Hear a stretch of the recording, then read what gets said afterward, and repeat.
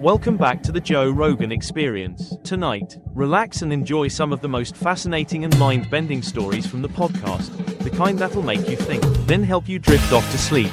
Top 5 Scariest Truths About Racism in Society. The Most Dangerous Conversation. Joe Rogan 2025. I did Jimmy Fallon. One seating that Jimmy Fallon and every organization wanted to get me. What did you say?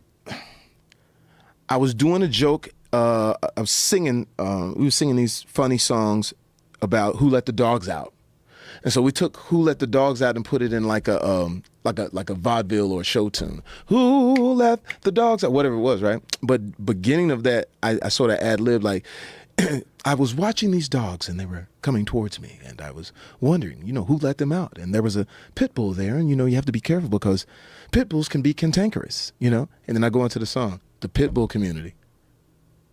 It was like Jamie Foxx said, Pitbull shamed us. You Pitbull shamed? I'm Pitbull shaming. Oh my God. And then there was another thing where Jimmy Fallon was doing some type of he was saying what was going to be on the next show, and I was doing a bad version of signing, which I actually know how to sign, but I was doing a bad version. You know of sign language? I know sign language. We'll talk more about it later. Whoa. All those types of different things. But as I was doing it as the joke, I didn't know that the person that he was talking about happened to be deaf. Oh, no. Oh, my God. And so then, so it was just all of these things. And I try to tell people, I said, hey, listen, we never mean anything bad. We poke fun, but we don't mean anything bad. But you can't just, you can't kill us. Because I got to keep doing what I do, So it's getting tougher. Well, it's just what we're talking about social media, about people commenting on things that you can't read the comments. There's just too many people. Yeah. And people are always looking for something to be recreationally outraged at. Yeah, and the comments will get that ass, too. The comment will hit you right where you are sometimes. You go, damn, this motherfucker's right. Well, it's good, too, though, a little bit. I mean, they're right when they're actually right. Like, someone can say something ridiculous about you, and if you know it's ridiculous, it doesn't mean anything. Yeah. But if it's got a hint of truth, you're like, ooh. But when somebody says something about your teeth, you kind of look in the mirror. I don't understand, man. I got fucked up lower teeth. I got somebody hit me with the donkey. Fucking donkey. I was like, I started talking like, fucking it's crazy. So but I tell people all the time, don't read the comments. That's the book. Don't read the comments because it will make you start to change the way you do things. If I read all of the comments, I never tell another joke. Yeah. If I read all the comments, I'll never try another, I got a movie that we just shot for Little or Nothing called All-Star Weekend, and the jokes are like all the way out there, and it's, I got everybody in it, and we all play different characters. Like I play a white racist cop. And how do you do that? Oh, I'll show it to you. I'll grab this thing and show it to you. But it's, Robert Downey Jr. plays a Mexican. Gerard Butler plays a Russian who loves gymnastics. Benicio del Toro plays this crazy tattoo artist, and we're all doing our thing. So it's like if you read the comments, that'll make you tuck that in. But this is some brilliant, and it's a cool little thing too. It's called All-Star Weekend for a reason. It's about two guys. One guy loves Steph Curry, the other guy loves LeBron James, and all they're trying to do is get to the All-Star game. And it's sort of like this whole journey of running into all these people. So it's dope. But it is some things where it's like, ooh. You could see there's going to be some shit going on. Well, Robert Downey Jr., just from Tropic Thunder, think about that. You could never do that anymore. You can't have blackface anymore. Yeah, you know what? I'll say this. People have to understand where it comes from. There are real people out there that really mean you harm. Like outside of us. I mean, there's some real people who really don't fucking like you. Whatever you are, whether you're black, you're white, you're straight, you're gay, whatever it is. There's some people who really don't like. We're the entertainment. And it's easy. We're easy targets. It's easy for you to jump on Robert Downey Jr. or Jamie Foxx or Joe because it's easy. When it's real things, which, whether it's politics or whether it's whatever, a lot of times we're not ready for that fight. But it's easy to sort of pick the comedian. I called Robert. I said, listen, I need you to play a Mexican. He says, dude, here's the deal. Sure, fuck it. Sure, why not? Fuck it, sure, of course. Mexican, whatever. But then he texts back and said, I'm nervous to play the Mexican. I said, well, shit, you played the black dude and you killed that shit. We're just all, we got to be able to do characters. What kind of blowback did he get from playing the black dude? None. Because we It was fucked with him. before The Wire, too, though. It was like, what year was Tropic Thunder? I feel like that was like 10 years ago. It was wild. But here's the thing. We fuck with Robert Downey Jr. Like, that's our guy. Right. Like, I did his birthday party. And my first joke was, how dare you take all of these roles from black people? You know, anyway, everybody's laughing. So it's sort of like the entertainers, man. You got to give us room. You know what I'm saying? Like, to play in it. I'll show you when I you got to take that room. You got to take it. You can't worry about. I saw Chappelle somewhere. It was like, you know, they were asking him about his jokes, and he's like, "Yo, man, look, you know, people have said worse shit." And I think he said something about Donald Trump saying "grab him by the pussy" or some shit, whatever. But it was true. It was like the one thing that you look at what happened with politics this year. People sort of stripped away a lot of things. You know what I'm saying? Regardless of what you believed in, whatever person you voted for, there was a lot of things that were sort of addressed about, like, maybe we were playing things a little too close. Like, some of those politicians were afraid to say what Donald Trump was saying, and they ended up being left in the dust because people were a little like, well, he's got a point in the sense that we're playing things a little too close. Do you think that you could do Tropic Thunder today? Would that be possible? Oh, you could do it. And again, like Eddie, you know, I look back to me, that movie to me was a circle back to my dad's movie called Putney Swope, which I highly recommend anyone who hasn't seen to see, about a black guy who takes over an ad agency in the 60s because everyone votes for him when the head of the company dies because they think no one else will. And it's about what happens when someone who is free-spirited takes over an essentially corrupt endeavor. And then he realizes and confronts his own corruption. But I remember I was probably 2 or 3 when that was being shot and when it came out, and it was so a part of my upbringing, and I just remembered some of the folks that were around my dad at that time. And so when Ben called and said, "Hey, I'm doing this thing," and, you know, I think maybe Sean Penn had passed on it or something like that, possibly wisely. And I thought, yeah, I'll do that, and I'll do that after Iron Man. And then I started thinking, this is a terrible idea. Wait a minute. And then I thought, well, hold on, dude. Get real here. Where is your heart? And my heart is, I get to be black for a summer in my mind. So there's something in it for me. The other thing is I get to hold up to nature the insane self-involved hypocrisy of artists and what they think they're allowed to do on occasion. Just my opinion. And also Ben, who is a masterful artist and director, probably the closest thing to a Charlie Chaplin that I've experienced in my lifetime.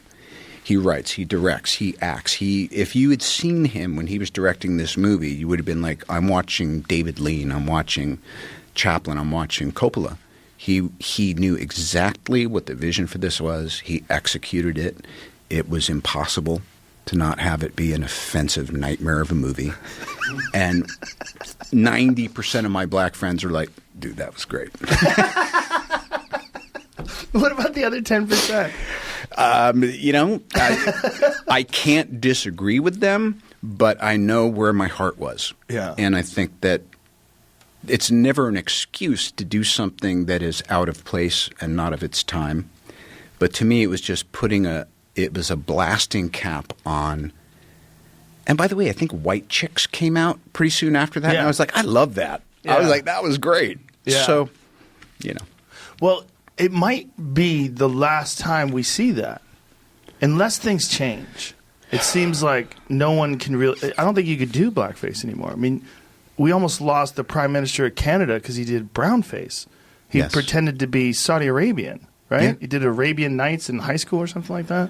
It's an interesting and necessary meditation on where is the pendulum, why is the pendulum right, Yeah. where is the pendulum maybe cutting a little into what could be perceived as heart in the right place, openness of its time. But again, I mean, you know, there's a morality clause here on this planet, and it's a big price to pay. And I think having a moral psychology is job one. So sometimes you just got to go, yeah, you know, I effed up. Again, not in my defense, but Tropic Thunder was about how wrong that is. Yes. So I take exception. No, I think you could do it today. I think you could. I think it could be done today. There would be so much outrage, but there would also be people cheering. And if we boiled down all the bullshit and got to the actual result of what the film did, it's fucking hilarious. To this day, I watched it again about a year and a half ago. It's a great movie. It's a great, fun movie. Yep. I mean, it's ridiculous, over the top, hilarious.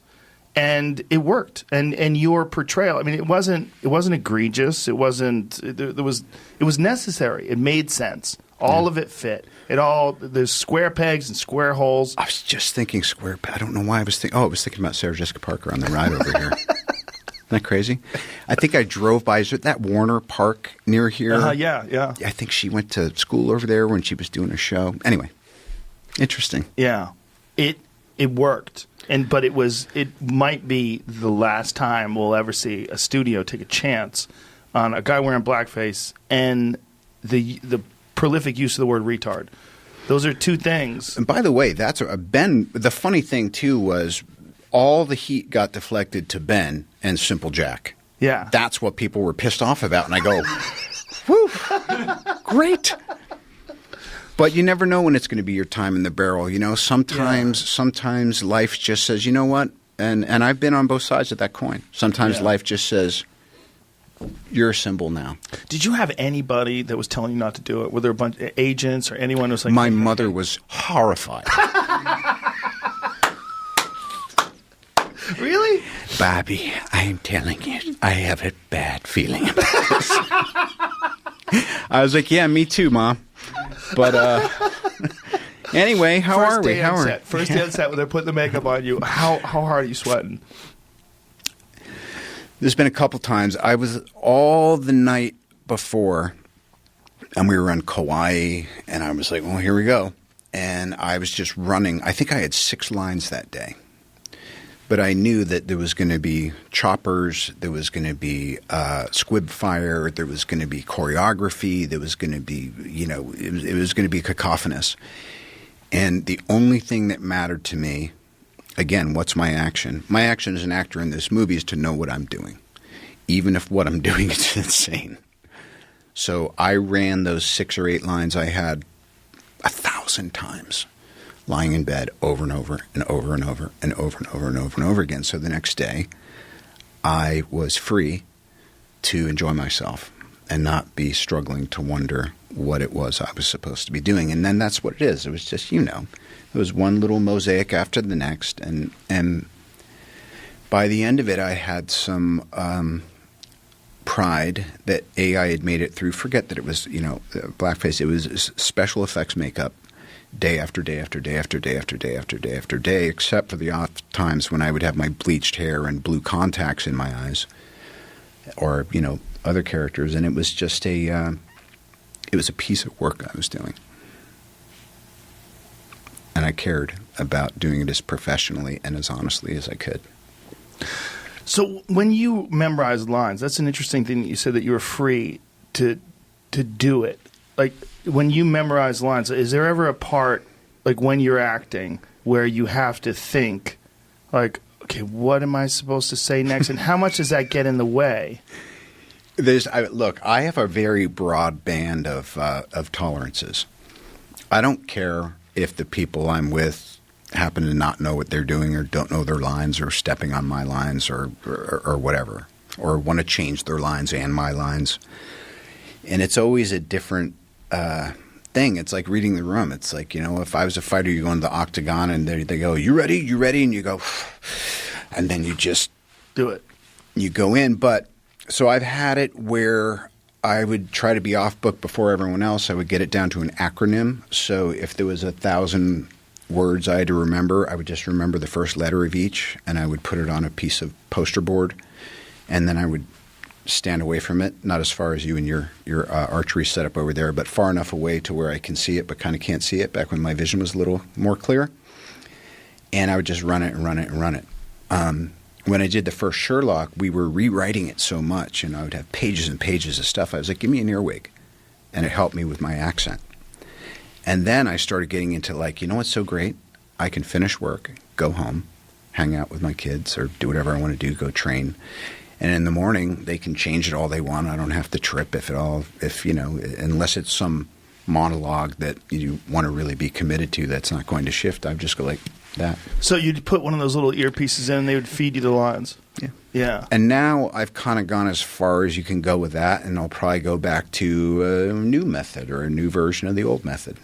So it's basically improvisational. Like you in the moment, like you decide with whatever preparation you're going to do for each role how you're going to do it. Whether you're going to go and memorize everything obsessively, or whether you're just going to be a little bit more loose and free with it. Yes, it depends on the script too. Like Tropic Thunder, Justin Theroux wrote that script with Ben. It was a really good script. I mean, my missus, who next to my mother, was probably more so, was the opinion I was really waiting on.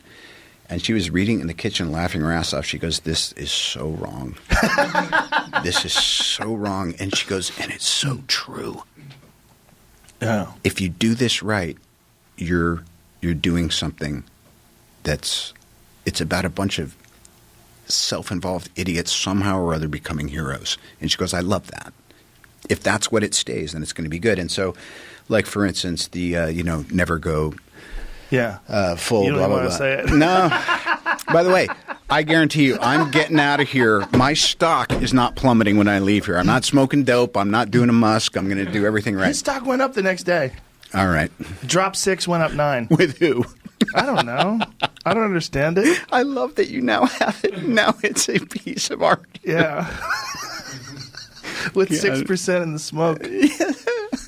God bless his heart.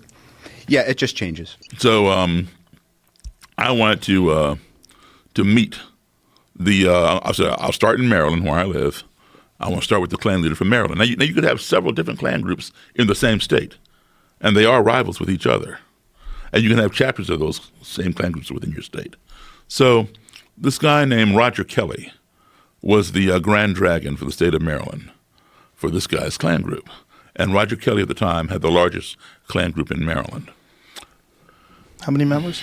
They don't give out numbers, but Roger had probably just over 200, which was a very high number for that time period. Some Klan groups only have 10 members. Some, they have like an internet presence, but it's only one guy sitting in his basement, putting out something. But anyway, this guy I want him to introduce me to Roger Kelly. I want Roger to be my first interview. And he was terrified. He said, "No, I can't do it, Daryl. We both will get in trouble." I said, "But you're not in the Klan anymore." He said, "It doesn't matter. I cannot take a black man to the Grand Dragon." So he was concerned genuinely for my safety as well as his own.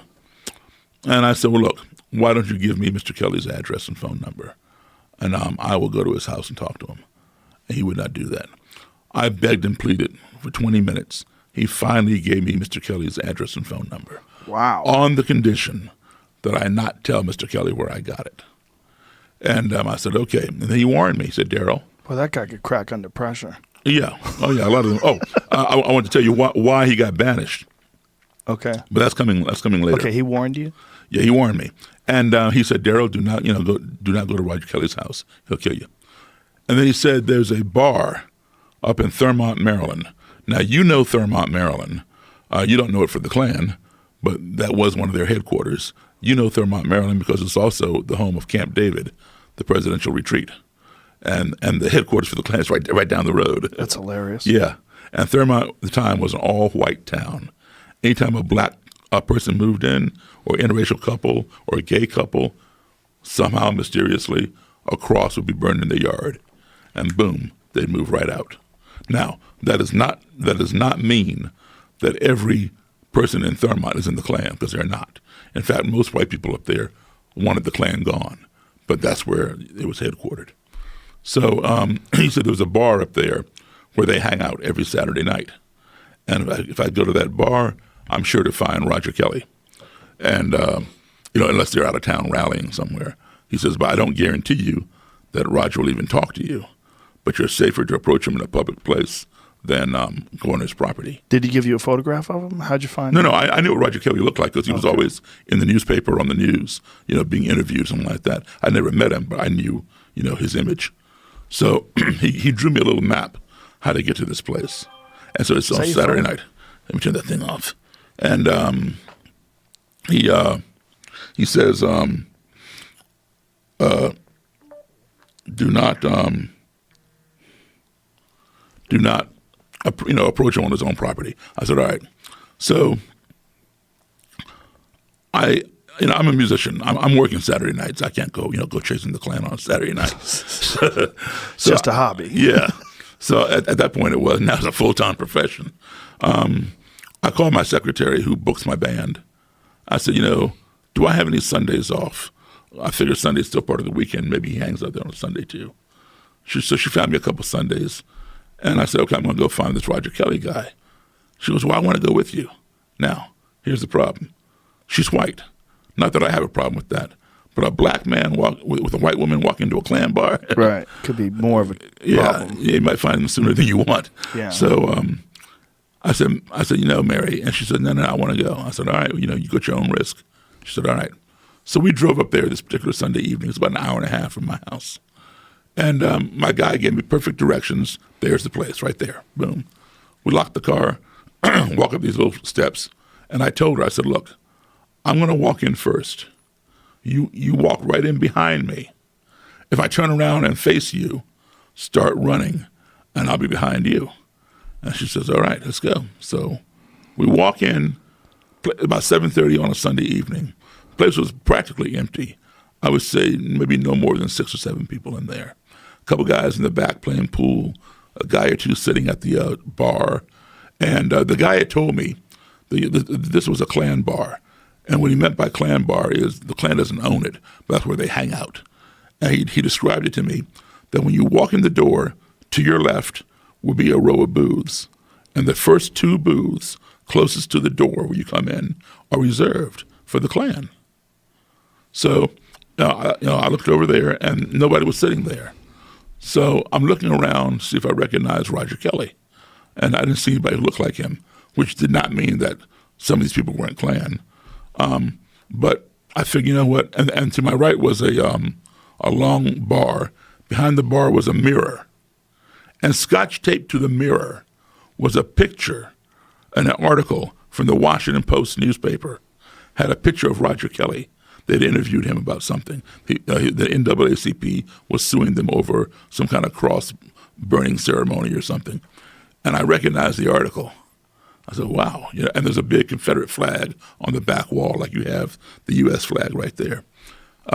So I knew I was in the right place, or the wrong place, depending upon how you want to look at it, right? So I didn't see anybody who looked like Roger Kelly. I figured, I drove an hour and a half to get up here. I don't want to go home empty-handed, but I didn't want to just walk up to somebody and say, hey, excuse me, sir, are you in the Klan? So I said, Mary and I are standing in the middle of this bar, basically looking stupid and not knowing what to do. So I said, come on, Mary, let's go over there and sit in one of those first 2 booths. Ooh. Because if the Klan is in here, they will come to us, and then we'll know. And then we can ask them, hey, we want to see Roger Kelly. So we went over there and we sat down. Nobody bothered us. Everything was cool. Eventually, we migrated over to the bar. I chatted up the guy sitting next to me like I was lost, needed some directions. Very nice. Gave me directions. We failed. So we left. The next morning, Mary walked out of my house. I gave her Roger Kelly's number Monday morning. I said, give him a call. I said, tell him that you're working for somebody who's writing a book on the Klan. Would he consent to sitting down with your boss and giving him an interview? However, do not tell Mr. Kelly that I'm black. If he asks, don't lie to him, but don't allude to it. Don't give him reason to. Be curious. She understood. And the reason why I did not want him to know that was, I figured, if he knew that, he may not give me the interview. But if he agreed to do the interview, then obviously he would see that I'm black when he meets me, and he could decide right then and there if he wants to continue it or not. But I want him to see me first. And secondly, if he agreed to do the interview knowing that I was black, he may have different answers prepared in the interim than he would have for a white interviewer as opposed to a black interviewer. So I wanted to be spontaneous, candid. So she understood, and she called him, and he agreed to do the interview. So we set it up for the motel above the Silver Dollar Lounge up there in Frederick, Maryland at 5:15 on a Sunday afternoon. And Mary and I got there, several hours early. I gave her some money, sent her down the hall to get some soda pop out of the machine, put it in the ice bucket, fill it with ice, get it all cold. So I could offer Mr. Kelly a beverage, a cold beverage. I had no idea what this man would do once he laid eyes on me and saw that I was black. Would he come in the room? Would he attack me? Or would he walk away? But in any event, I wanted to be hospitable. So she got the soda pop, put it in the ice bucket, set it on the dresser. Now, just by happenstance, the way the room is laid out, if you are standing in the hallway, in the doorway of the room, looking into the room, you cannot see who's in the room. You have to literally walk in the door and turn to your right, and the room is laid out back there. So there's no way you can know who's in the room standing in the hallway. And so I took advantage of that. I took the lamp table, took the lamp off, and put it in the most obscure corner of the room. And I put a chair on one side for me and a chair on the other side for Mr. Kelly. And I had a little bag beside me, a little like duffel bag. And in my bag, I had a cassette recorder, blank cassette tapes, and a copy of the Bible, because the Ku Klux Klan claims to be a Christian organization. And they claim that the Bible preaches racial separation. Now, I've read through the Bible. I've never seen that in there. So I want to be able to pull out my Bible when he brings it up and say, here, Mr. Kelly, show me, please, in this King James Version, chapter and verse where it says blacks and whites must be separate. So I'm all prepared, right? Right on time at 5:15. Knock on the door. I'm seated there where you can't see me until you come in the room. Mary hops up, and by the way, Mary's white, and as I mentioned before. So she goes around the corner, opens the door. In walks what is known as the Grand Nighthawk. Nighthawk in Klan terminology means bodyguard, security. So a Grand Nighthawk would be Their names are so ridiculous. Cyclopses and dragons and wizards and Nighthawks. It goes on and on. It goes on and on. Of course it does. A Grand Clud, a Grand Claby, Grand Magi, all kinds of stuff. Anyway, so the Grand Nighthawk, which means bodyguard to the Grand Dragon, like an Imperial Nighthawk would be the bodyguard to the Imperial Wizard. In walks in this Grand Nighthawk. He's wearing military camouflage. And on one side of his chest is that Klan emblem, that red circle, white cross, blood drop. On the other side are the initials KKK. And embroidered on his beret, it said Knights of the Ku Klux Klan. And on his hip, he had a semi-automatic handgun in a holster. He comes in, and Mr. Kelly is walking directly behind him in a dark blue suit and tie. And when the Nighthawk turned the corner and saw me, he just froze. And Mr. Kelly did not realize that his Nighthawk had stopped short, and he slammed into his back and knocked him forward. And so they're stumbling around, regaining their balance, and looking all around the room. And I'm just watching them, and I could see the apprehension in their faces. I could read it. They were thinking, did the desk clerk give us the right room number? Or is this an ambush and what's going on here? So I stood up and I displayed the palms of my hands as to say, hey, I'm unarmed. And I walked forward. I stuck out my right hand. I said, hi, Mr. Kelly. I'm Darrell Davis. And he shook my hand. He shook my hand, and the Nighthawk shook my hand. So far, so good. I'm doing well. I said, come on in, have a seat, please. Mr. Kelly sat down, even better. And the Nighthawk stood at attention to Mr. Kelly's right. So I'm going to sit down opposite them, right? And Mr. Kelly says to me, Mr. Davis, do you have any form of identification? I said, sure. I produced my wallet, and I handed him my driver's license. He looked at it, he goes, oh, you live on such and such street in Silver Spring. Now, this had me a little concerned. Why is this man reading my street address. All he has to do is look at my name, look at my picture, match it up to me, and give me back my license. Here he is, like looking at my address. Is he going to come burn a cross on my lawn? What's up? So I did not want to let him know that he had, unnerved me a little bit. But I wanted to let him know, under no circumstances are you to come to my house uninvited with any, nefarious intentions. So I said to him, yes, Mr. Kelly, that is where I live. And you live at. And I named his house number and his street, that the former guy had given me. That way I was implying, hey, you know where I live? I know where you live. If you come visit me, I'm going to come visit you. So we're going to confine all of this visiting to this motel room. So he smiled, he nodded his head like he understood. And I did not find out that day, it was several months down the road, that I had been presumptuous. I had no reason to fear Mr. Kelly coming to my house to do anything stupid. What had happened was one of his Klan members lived right down the road from me. I didn't know that. And Mr. Kelly would have to travel down my street to get into that neighborhood where this Klan member lived. He simply recognized the name of the street. That was it. Pure coincidence. So he wasn't trying to threaten you? No, not at all. Not at all. So, and today that same Klan member is in a federal prison. He'll be there for a long time. He would later commit a hate crime, which landed him in the federal penitentiary. So anyway, we got on with this interview. And within 10 minutes, Mr. Kelly let me know why he could hate people like me. Black people are inferior. We are prone to crime. We're criminals. That is why there are more blacks in prison than whites. Now, that's a half-truth. There are indeed more blacks in prison than white people.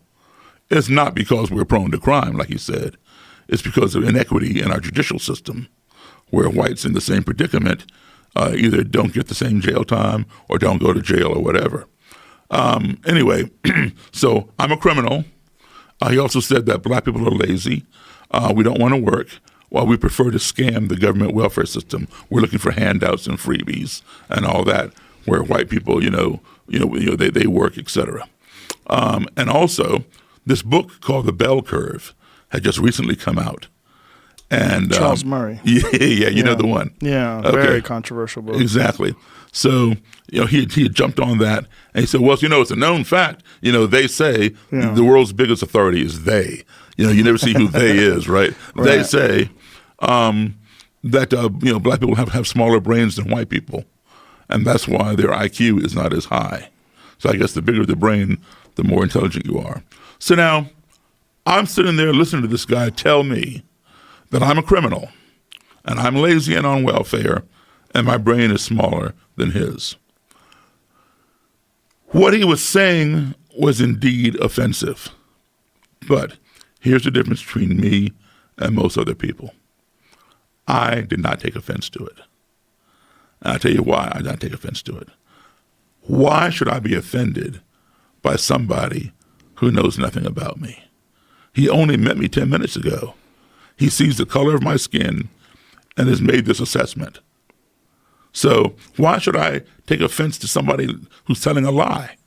I just let him roll on with it. Where did you develop this kind of clarity? It's very unusual to not be offended when someone's judging you instantly and saying disparaging things about everyone that looks anything like you. Just right off the cuff, freely right in front of you. How did you develop this clarity to just not be offended by that? Because it didn't make sense what he was saying. Of course. So I figured, how can I be offended by somebody who's all twisted? Right. Who obviously doesn't have the foresight to see that he's wrong. Right. I want to learn more about this, where it's coming from. Right. And so now, see, that's what usually stops a conversation, and then people get into combat. Yes. And then it goes nowhere. So I was not offended by it, so let him roll on with it. And then when he finished, and he was proud of him, explaining to me, why the stance. I said, well, Mr. Kelly, I'm going to be straight up with you. I don't have a criminal record. I have never been on welfare. I've never measured my brain, but I'm sure it's the same size as anybody else's. He's, whatever. And we go on. Well, every now and then the cassette would run out of tape, right? And I'd reach down into my bag to pull out a fresh cassette. Or Mr. Kelly would pound the table, "Mr. Davis, the Bible says." I'd reach down, pull out the Bible. Every time I'd reach down like this to get the Bible or the cassette out of the bag, the Nighthawk would reach up onto his hip. Right? Now, that was cool. I mean, I got that. That's his job. His job is to protect his boss. He has no idea what's in my bag. That's a little distracting, though, isn't it? Well, yeah. But, I realize that these people are afraid of me. Right. Okay? So, I have to be cool. I'm not afraid of them. Right. So I have to be cool, but be transparent. All right? So, he's doing his job. And just like, when you get pulled, well, maybe you don't get pulled over as much as I do, right, by the cops at night. But, I can tell you right now, when you get pulled over and a cop tells you to get your license or whatever, and it's in the glove box, and you reach, he gets a little more tighter on his hand. He's protecting himself. So Nighthawk was doing that, and I got that. So this kept happening, and after a while, he realized there was no threat in the bag, and I went in and out of the bag. Nighthawk didn't move. He was relaxed. Just over an hour into this interview, there was a very quick, less than a second noise in the room. Went like that. That was it. And it happened so fast, out of nowhere, that my ear could not discern what it was. It just came out of the blue. And I'm sitting closer than you and I are right now, because the table was smaller, to Mr. Kelly. And the Nighthawk was here. And Mr. Kelly's right there. And I flew up out of my chair and hit the table. Because my ear could not discern what the noise was, I perceived it to be an ominous, threatening noise. And I knew for a fact that Mr. Kelly had made this noise. Where did it come from? Why did he make it? And how did I know that he made it? I knew that because I didn't make it. So, if you don't want to accept responsibility, or you're not responsible, what do? You assign blame, right? And so I flew up out of my chair and hit the table. And my mind was racing. What did I just do? What did I just say to cause Mr. Kelly to go off and make some threatening noise? I instantly put everything in perspective. We're enemies. He's the head of the Klan. I'm a black guy. And now, and then I heard that former Klansman's voice in my head, "Darryl, do not fool with Roger Kelly. He will kill you." So I didn't want to die. And in that split second, I had gone into survival mode. And when you fear for your life, that's what you do. What was the noise? I'm going to tell you in a second. Oh, okay. Yeah, it was just, that was it. Right. And because it was unexpected and it was so short, I couldn't discern it. I went into self-protect mode. And I hit the table. Well, when you fear for your life, as I said, you go into survival mode. And in survival mode, you can only do like one of four things. Some people, they just pass out. They faint because the fear is so great, their brain cannot process it, and it shuts down, and they pass out. Other people, their muscles contract, and they get tense, and they can't move. And you can be punching them, kicking them, and they won't even be deflecting the blows. They're all constricted. That's called paralysis by fear. That you're too afraid to move. The third thing people will do is to run away from whatever the fear is. And that is your best option. When something scares you that bad, take off. Separate yourself as quickly as you can from that fear. Put as much distance between you and the fear as you can. And that would have been my choice had it been an option. But it was not an option for me because you cannot outrun a bullet in a motel room, right? So I was not armed. My secretary was not armed. The only person who I knew for sure who was armed was the Nighthawk. You can see his gun right there. And I didn't know if if Mr. Kelly had a weapon up under his suit jacket or not. All I knew was, I don't want to die today. So I chose the fourth option, which was to do a preemptive strike. You get them before they get you. So when I flew out of my chair, I was going to dive across the table.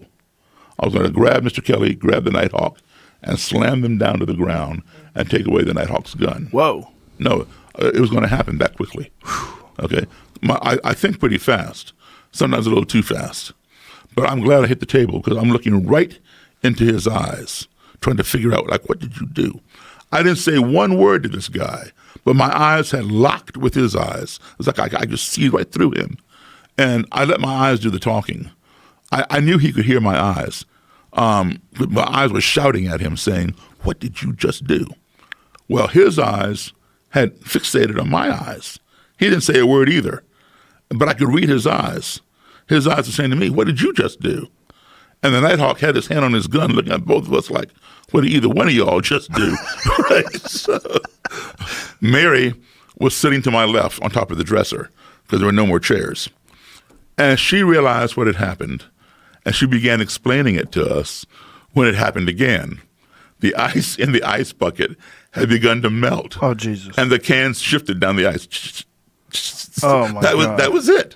Okay? So the tension was so thick Oh, yeah. that the ice in the bucket wasn't just like a normal, like if there was ice in the bucket right now, it'd be Right. like, oh, it's just noise. Yeah. You were just on edge. Absolutely. Absolutely. And the cans are just falling down the ice. That's How it. long? And you'd been talking for an hour? Yeah. Yeah. And now, he- now they've been sitting there before Mr. Kelly came in. Okay. And we'd forgotten about it. Right, 'Cause right, right. I offered him a drink when he first got there, and he said no. But But what I was going to get to is like, so you're talking to him for an hour, and in that hour is the tension's not being alleviated at all. He's explaining everything to you. He's telling you his theories. You're being very calm and just letting him speak. yeah. But you're still so on edge just being across from this guy that sound. Right, because it came out of nowhere. Right. It came out of nowhere, and I mean, yeah, the tension had de-escalated, all that kind of stuff as we got more into the hour.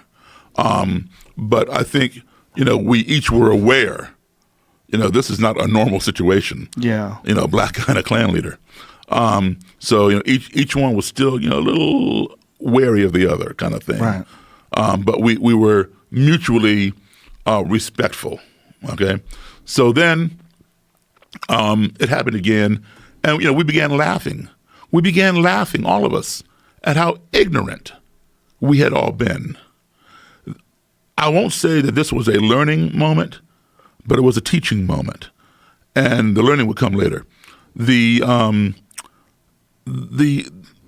What was taught was this: all because some foreign, an underscore, highlight, circle the word foreign, entity of which we were ignorant, that being the bucket of ice cans of soda, entered into our little comfort zone via the noise that it made, we became fearful and accusatory of each other. So the lesson taught is ignorance breeds fear. We fear those things we don't understand. All right? If you do not keep that fear in check, that fear in turn will escalate and breed hatred, because we hate those things that frighten us. If you don't check that hatred, it in turn will escalate and breed destruction. We want to destroy those things that we hate. Why? Because they frighten us. But guess what? They may have been harmless and we were just ignorant. And we saw the whole chain unravel to almost completion, the last component being destruction. It stopped just short of that. Had I pounced across the table and hurt one of them, or had the Nighthawk drawn his gun and shot one of us, that would have been the destruction. Fortunately, that did not happen. We did see that whole chain unravel to completion 3 years ago on August 12th, 2017 in Charlottesville, Virginia, which is like 2 hours from my house. On August 12th, 2017 in Charlottesville, Virginia, there was a lot of ignorance in Charlottesville. There was a lot of fear in Charlottesville. There was a lot of hatred in Charlottesville. And what did it culminate in?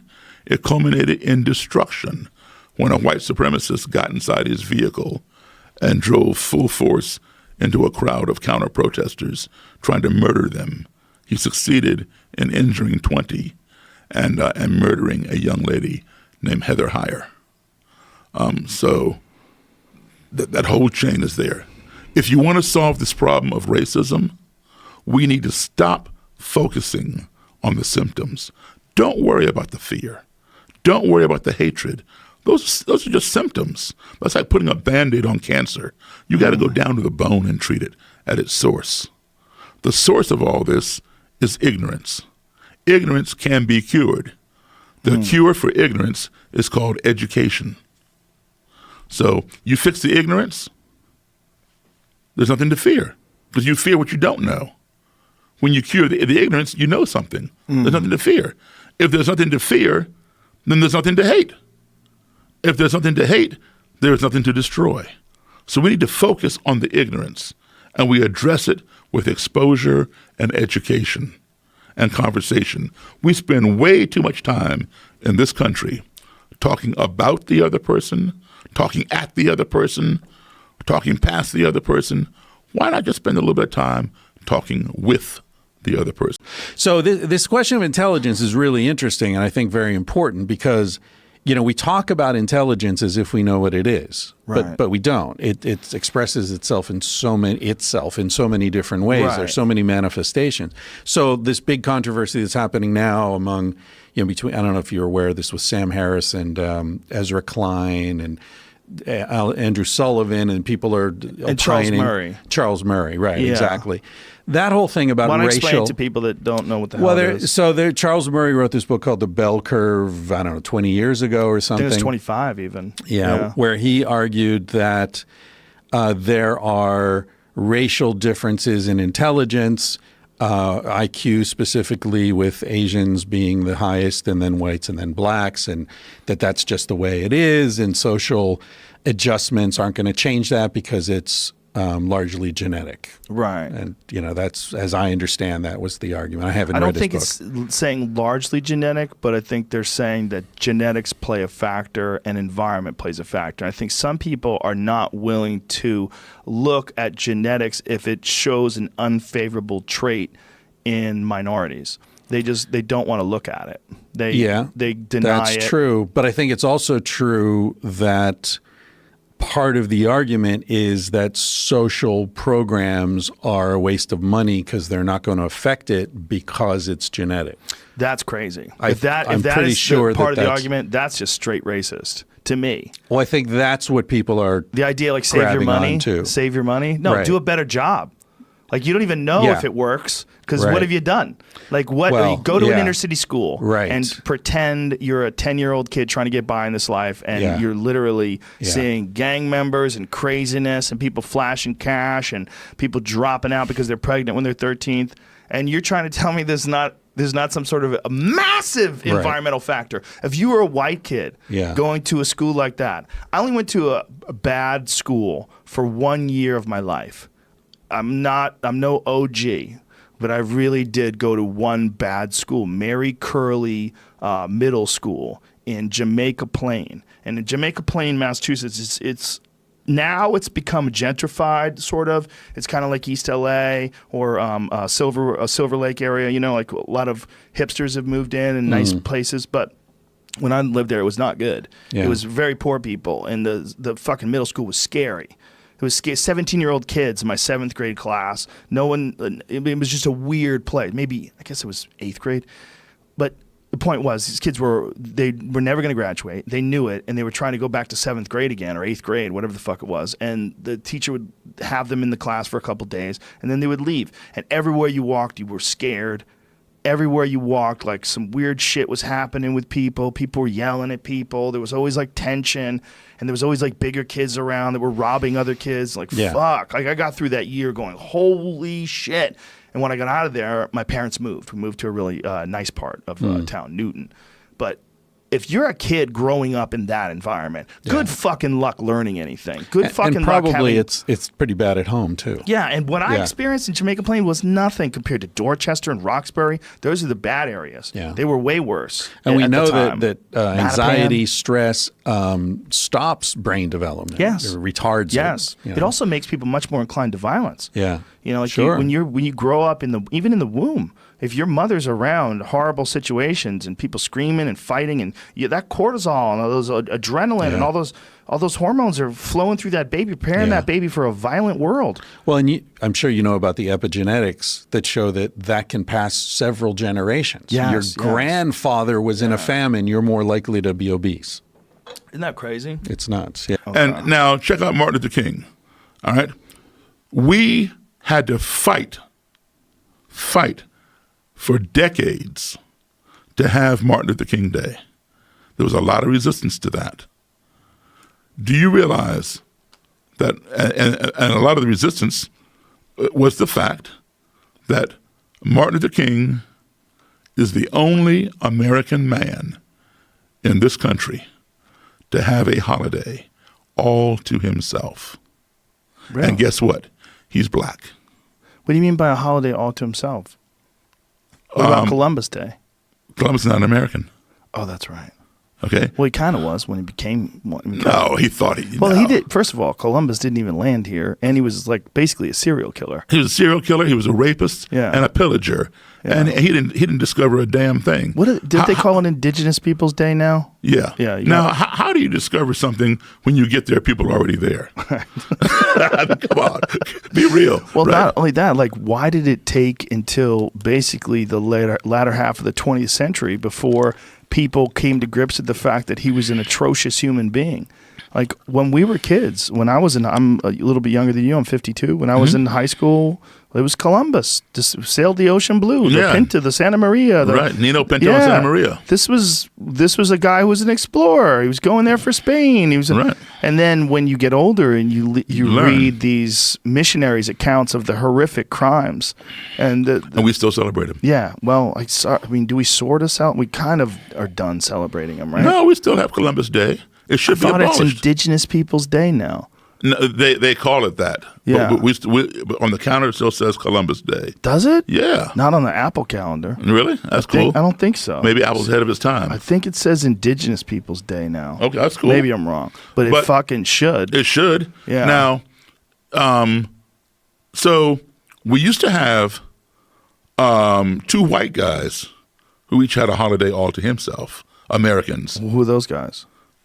We used to have, maybe before your time, but during my time, George Washington Day and Abraham Lincoln Day. Really? What Yeah. were those days? You don't remember that? I don't remember that. Yeah. And then, so we had too many holidays, so they combined those 2 days into President's one day Day. called President's Day. Oh, okay. We Those have are too two- many holidays, not Yeah. enough productivity. Exactly. So so they took those away and combined them. So now the only American man who has a holiday to himself is a black man, and they can't handle it. Martin Luther King.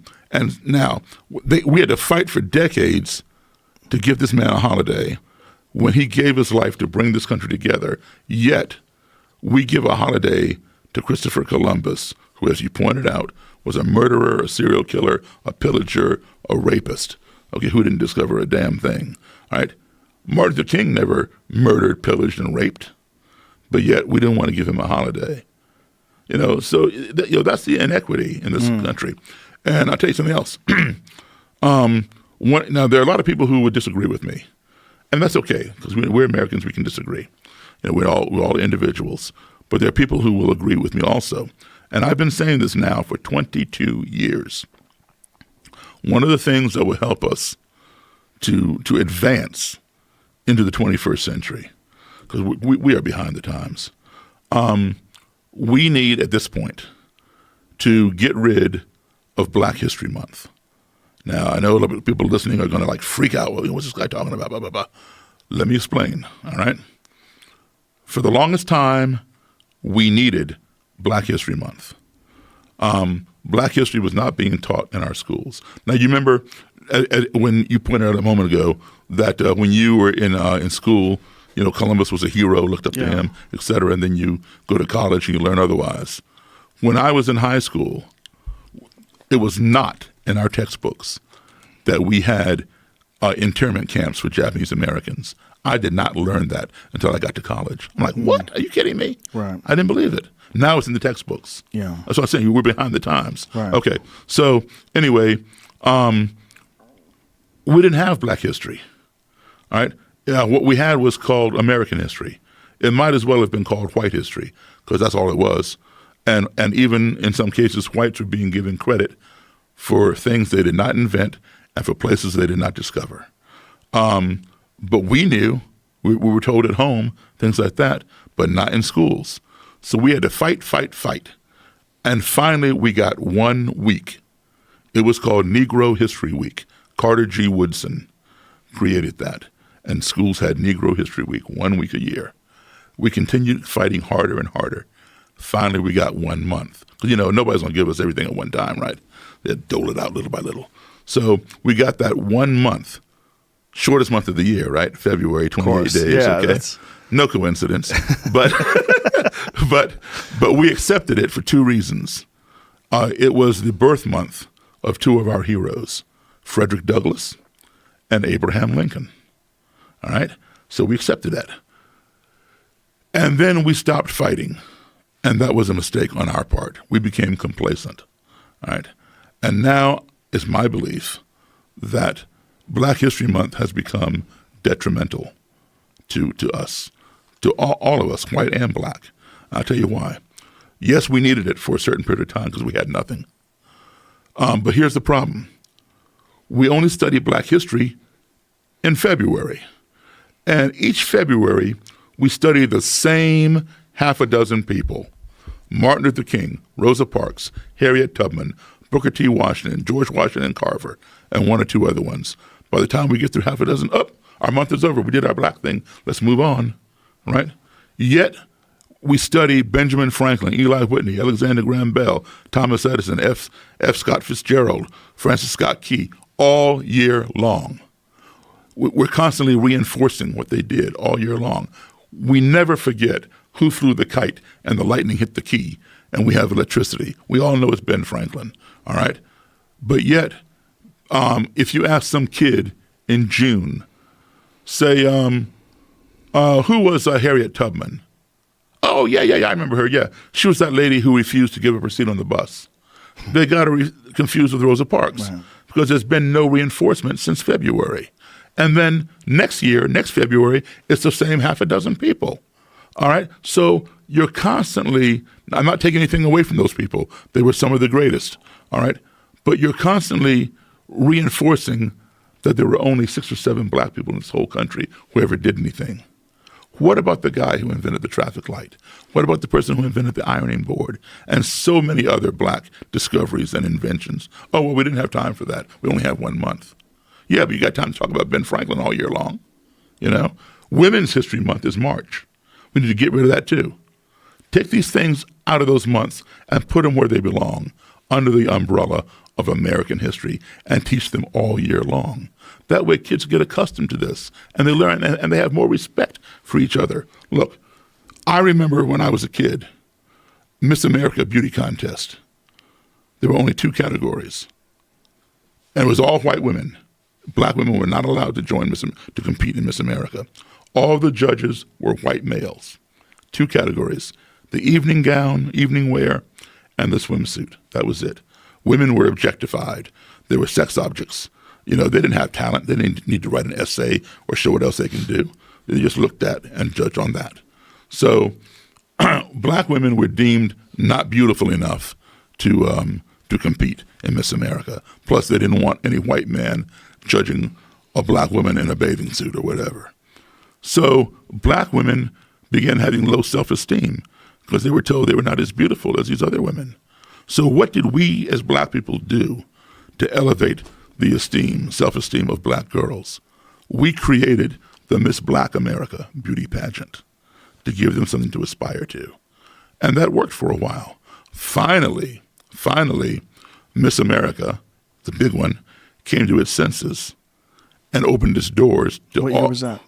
I don't know the exact year, but I guess it was back in the 70s sometime, opened its doors to all American women, regardless of their ethnicity, color, or whatever. As long as they were American, they could compete. And since that time, we've had more than one Miss America who's been black, starting with Vanessa Williams, and then Debbie Turner, and I think maybe one or two other ones since that time. So now, because Miss America has come into the time, we can get rid of Miss Black America. We don't need it anymore, right? We got the main one. When are we going to come to American history? We need to get rid of Black History Month. We just finished the first Black American president. What are we going to do with Obama? Are we going to put him in the February box because he's black? Only talk about him in February. Don't talk about him in March or September because he's Black history. Put him in February. Well, you know, I'm at a loss for words, man. Right. It's crazy how we do this. Well, this is where we get into sort of the deep philosophy point, and this is actually really the biggest problem right now on the racism point is the shifting definition of racism. So I had the unfortunate experience of actually reading one of the best-selling books in the country, Robin DiAngelo's White Fragility. And let me just tell you, a greater pile of horseshit has never been produced by a bevy of horses. It is an awful book, and it is basically rooted in the same theory as Ibram Kendi's How to Be an Anti-Racist. The basic definition of racism changes in this theory. So racism, you and I were sitting here discussing racism, and the way I define racism is probably the same way you define racism. You believe in the inferiority or superiority of a group based on race, of an individual based on their membership in that group too, right? That would be racism. I believe that you're inferior or you're superior based on your race. End of story, right? That's racism. That's racism. So Robin DiAngelo and Ibram Kendi redefine racism to mean any societal structure that results in a racial inequality is itself racist. So any structure that results in a not exact proportion between whites and blacks. Does that make the NBA racist? Exactly. The answer is kind of yes, except that the NBA is not racist because obviously it benefits black people, right? I mean, now, the NBA is not racist except it's because it's a meritocracy is the reason the NBA is not racist. Right. But Robin DiAngelo and Kendi both suggest that meritocracy is an aspect of whiteness. They say that meritocracy and individual are aspects of whiteness because these institutions, things like meritocracy and individualism and not seeing people's colors, these just reinforce hierarchies that end with disparate outcomes. And so what they say is in order to be anti-racist, you have to want to tear down the entire system. They literally say this. I know that I'm not misidentifying the argument because I've read their books. The basic notion that to be anti-racist, you have to tear down free markets or you have to tear down free speech or you have to, and what that means is, of course, that anytime there's rioting and looting, that's really just an expression of outrage at the broader American system. And so it justifies that sort of stuff. This is why you saw Nicole Hannah-Jones, the de facto editor of the New York Times, 1619 Project lady, tweeting out that she appreciated that people were calling these the 1619 riots.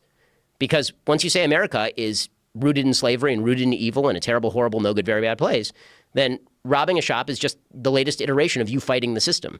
Explain the 1619 correlation to people, if you would. Sure. So the 1619 Project is something put forward by the New York Times. It's not good history. There are 4 Pulitzer Prize-winning historians who have said this is not good history. The basic argument is the United States was not founded in 1776 with the principles of the Declaration of Independence.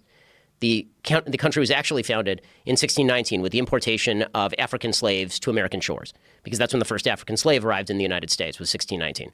So the idea is that the entire history of America is a history of a system that is endemically white supremacist, and that all of the Declaration of Independence is basically a lie, that the principles of all men are created equal, that was a lie when it was written, and it's a lie now, that the idea that we have rights that pre-exist government, that's a lie. All of these things are lies. The Constitution was built in order to enshrine white supremacy, and no evolution has taken place. So they essentially make the argument that from 1619 to 2020 is a continuum. Racism has gone underground a little bit, but it's still there, and it's still implicit in all of our systems. So the 1619 Project has essays blaming literally everything on racism. So disparities in maternal mortality between black women and white women, which, by the way, exist in Europe and in Canada, that's due to American racism. Traffic patterns in the United States is due to systematic American racism. Every racial disparity is attributable to a system that was rooted in slavery.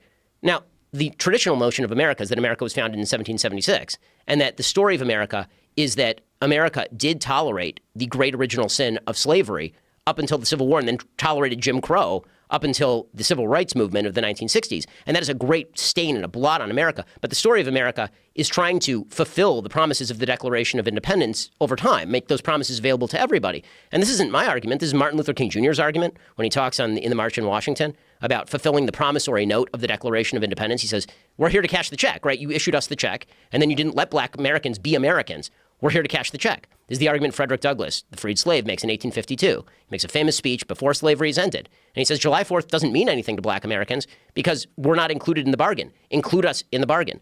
The story of America is the Declaration of Independence, those principles that we should all basically still agree on because they're pretty good principles. Free speech, free assembly, all the things you see in the Constitution. That those things brought about greater freedom and prosperity than anything else and helped us overcome the sins that are present in all human societies and were present in the United States in extreme ways as well. But that's the counter narrative, right? The 1619 Project says that all that was basically nonsense and that America is just a history of whites keeping blacks down and that no progress has essentially been made. If there is progress, it's mostly a lie. And so every disparity now can be attributed to historic disparities between white and black. Is there middle ground? So if we look at 1776 and we look at the Declaration of Independence and we look at America today in 2020, there clearly is some impact in the echoes of slavery and then after that Jim Crow. There's clearly some impact in these deeply impoverished communities that don't seem to advance. Yes. So to make the argument about institutional racism, there's a couple ways you can read this. When people say systemic racism or institutional racism, I usually ask them to be a little more specific in what they mean, because there are a few ways you can read that. One is history has impact. Of course, that's true, right? That's true for everybody. It's true in your family history. Right? If you have a grandfather who went to prison on a particular charge, that leads to poverty for your parents, which led to more poverty for you. Right? People have histories. Those histories are embedded in their life experiences, and that's true for societies as well. All of that is for sure true. Then there's the question as to whether the institutions today are racist. And that's not quite the same thing, right? Because history has consequences is not the same thing as saying the rules today are racist. Because the rules today are not racist, actually. The rules today are quite not racist. But historically, it's fairly recent. If you go from the civil rights movement to 2020, we're really not talking about that much time. We're talking 3 about generations. 50 plus years. 60 years, yeah. Yeah, I mean, it's 50 plus. Right, in the world of, in the vast span of human history, it's not a very small amount of time. Right. So clearly there's some impact of both racism and then Jim Crow laws. So that's where I'm saying there's a middle ground. Yeah, and it is important for people on my side of the aisle, conservatives, to acknowledge and recognize the importance of history in people's living situations now.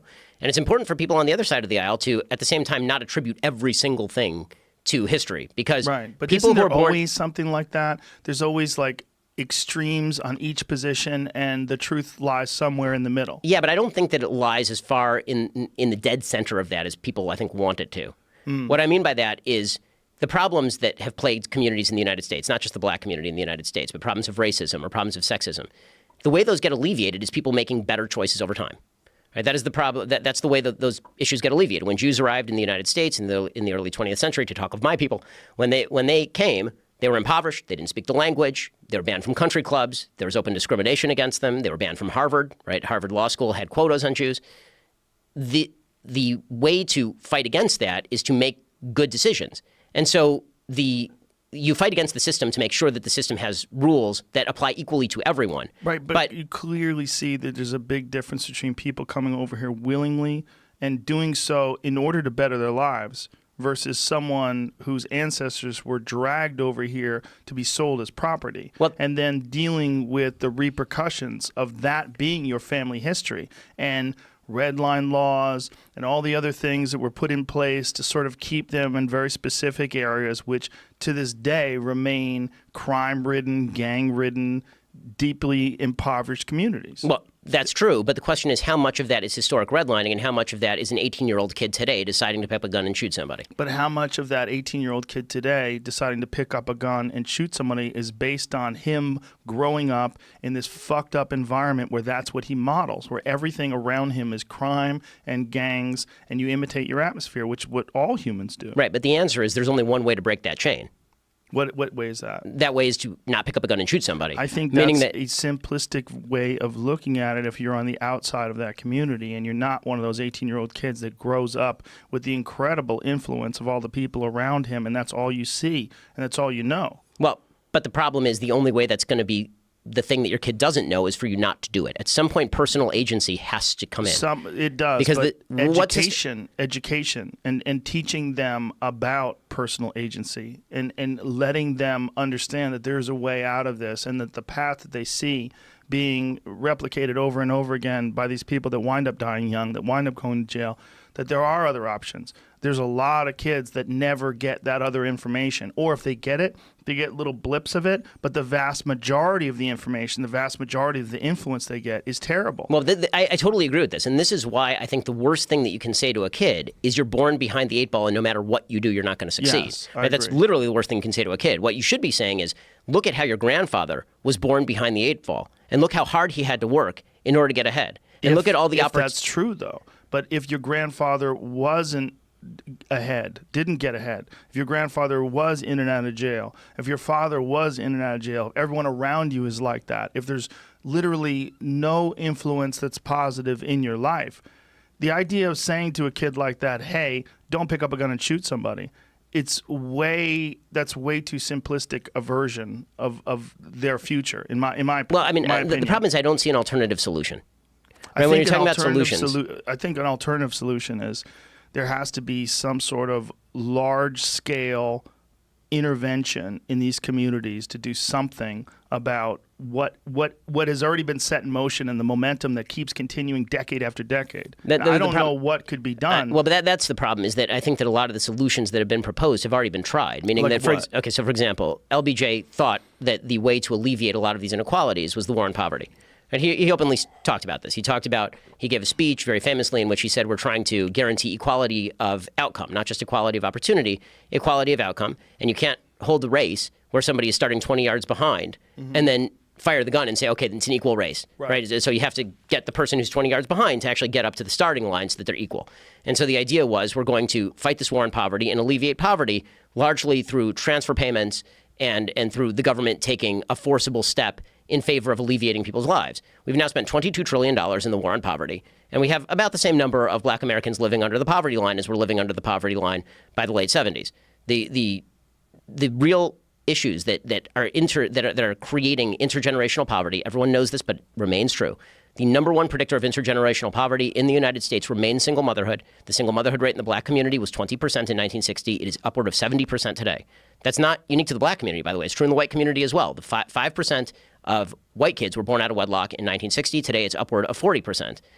That is not – something has happened, and it is not a matter of increased racism. That's not happening because of increased racism, right? That is happening because there's been a cultural change that does not place tremendous emphasis for black or white or for anybody on personal responsibility and personal agency. There needs to be a mindset change. We do this, by the way, in all other areas of American life except for the most important decisions. In the area of sports, nobody does this routine.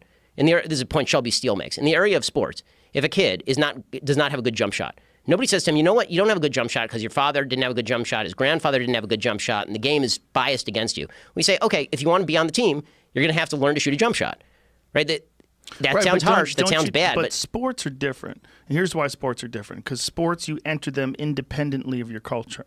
You base what you're trying to do on the parameters of the rules and the people that you're competing against. That's how you look at it. So whatever culture you're from, you walk into this new thing with this very rigid set of rules.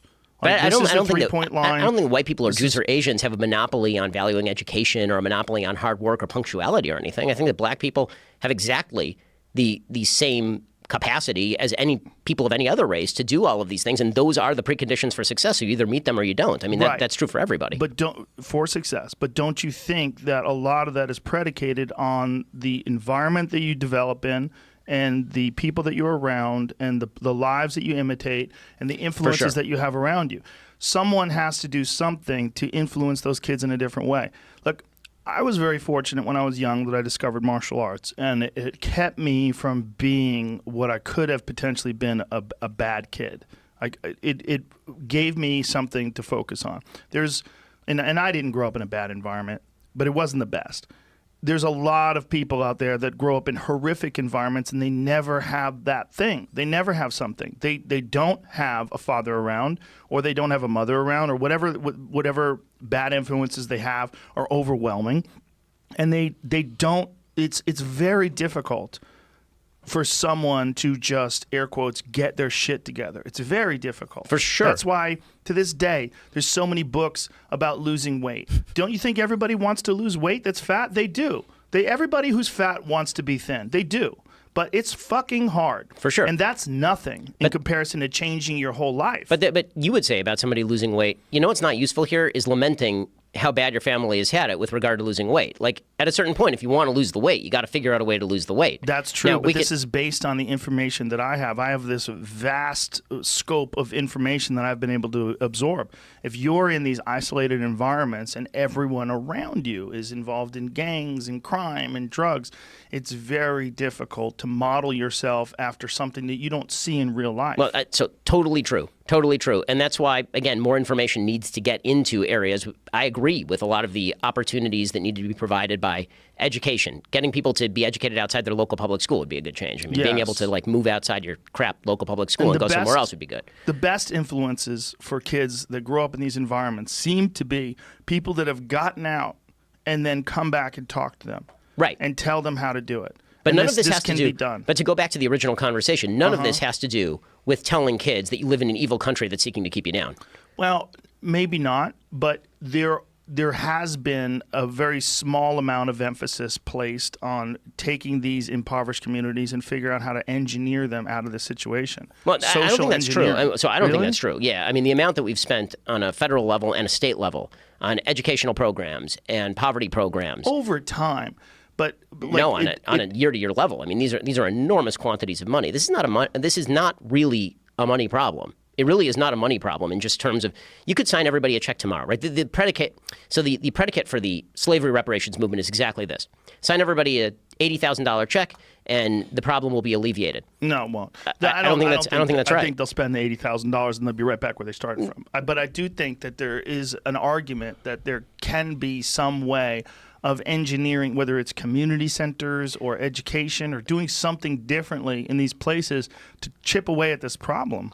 So on that stuff, we totally agree. The only point that I'm making about the 1619 Project is when you teach people that they are the victims of a society, it makes it very difficult for them to succeed. The story of Black America should be a story of unbelievably brave people triumphing over systems that sucked. Right? I mean, that is the story of Black America. Most Black Americans do not live under the poverty line in the United States. There's a huge Black middle class. There's a Black upper class, too. Yes, there is. Let's simplify this if we can. Sure. If Ben Shapiro is the king of the world, how do you fix Baltimore? How do you fix Detroit? How do you fix the south side of Chicago? Okay, so here's the unpopular view, but it happens to be empirically correct. The first thing you have to do is you have to load the place with police. You got to load the place with police because you have to stop crime. Once you stop crime, then businesses are happy to invest in those areas. You're not going to get businesses to invest in those areas and provide jobs unless the crime is gone. You need, in fact, one of the reasons that you have such a vast differential in racial crime in the United States is because of white racism. And this is a point that Jane Levy, writer for the LA Times, has made. She wrote a book called Ghetto Side, and she points out that the reason that black crime was so high in the early 20th century and late 19th century is because basically white communities said to black communities, you're on your own, right? Enjoy. And so the crime rates ended up spiking because there were no police there. You have to make sure that law-abiding people are protected, that law-abiding businesses are protected, that people want to live there, that people want to invest there. You have to have a reestablishment of faith in churches, right? You need social institutions outside of government that are promoting things like family. You need more. One of the reasons you need more companies in these areas is they can offer educational opportunities to kids, internships, deals to go to college and then come back and work for us for a couple of years. Right? You need opportunity, the same way that opportunity is built anywhere else on earth. You need to provide a safe space for business to work and for free speech to flourish and for education to be valued. You need to go in, you need to make clear to every kid, if you graduate high school, then you will have a shot at college, which, by the way, is 100% true today. Right? If you're a black kid and you graduate high school with any level of achievement, you will have a very solid shot of at least going to a community college, and if you score even decently on the SATs, of going to a very high-level college, right? Affirmative action programs are extraordinarily common across the United States. But the first message is, we are going to ensure that law and order prevail here, a safe space for life, liberty, and property. and ownership of private property. And we are going to make sure that you as a law-abiding citizen have the opportunity to succeed, because the biggest obstacle to young black kids growing up in the inner city, again, is not history. It is in the moment. The drugs, the crime, the fact that there are no fathers in a lot of these areas. Roland Fryer, black professor at Harvard, he's done excellent work showing that actually the number one factor in allowing kids to rise is not even having a father in the home. It's how many fathers there are generally in a community. So you can have a single mom, but if there are a lot of other male father figures around, that helps fill in the gap, right? These are practical things. Giving kids the ability to pick the school they go to so they don't have to go to the local crappy public school if it's a local crappy public school would be a solution here.